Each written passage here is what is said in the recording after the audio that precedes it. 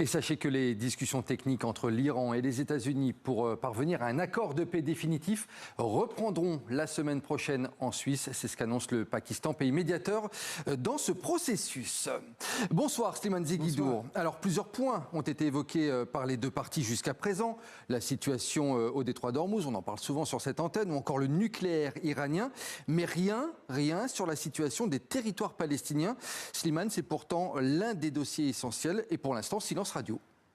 C'est une évidence. Je veux dire, personne ne démentira le fait que l'œil du cyclone de tous les conflits qui affectent le Moyen-Orient, c'est la non-résolution de la question palestinienne.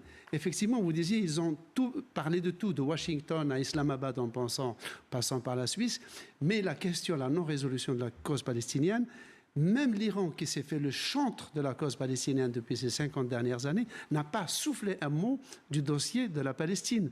Or, tout le monde sait que la guerre israélo-américaine contre l'Iran est une conséquence mécanique directe de la guerre contre Gaza, tellement ces problèmes sont liés les uns aux autres. Car, entre nous, s'il n'y avait pas eu l'exode des Palestiniens en 1948, il n'y aurait pas eu de réfugiés palestiniens au Liban, il n'y aurait pas eu de Palestiniens qui, du Liban, attaquent Israël.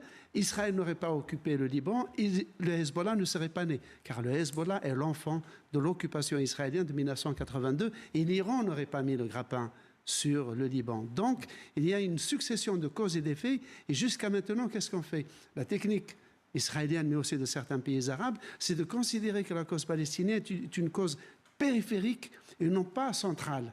Et donc on va parler du Liban, on va parler des Houthis, on va parler de la Syrie, mais pas de la cause palestinienne. Or, la cause palestinienne est la seule cause qui fait consensus sur le plan international, à savoir 2 États.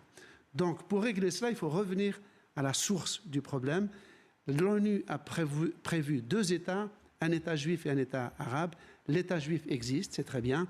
Maintenant, il faut créer cet État palestinien. Sinon, si on n'admet pas cette réalité, si on ne revient pas à la case départ, eh bien, les conséquences continueront de se manifester et on voit très bien que même les Américains qui voulaient gérer le problème de Gaza et instaurer la paix, 9 mois après, le plan de Trump pour Gaza, il n'y a rien.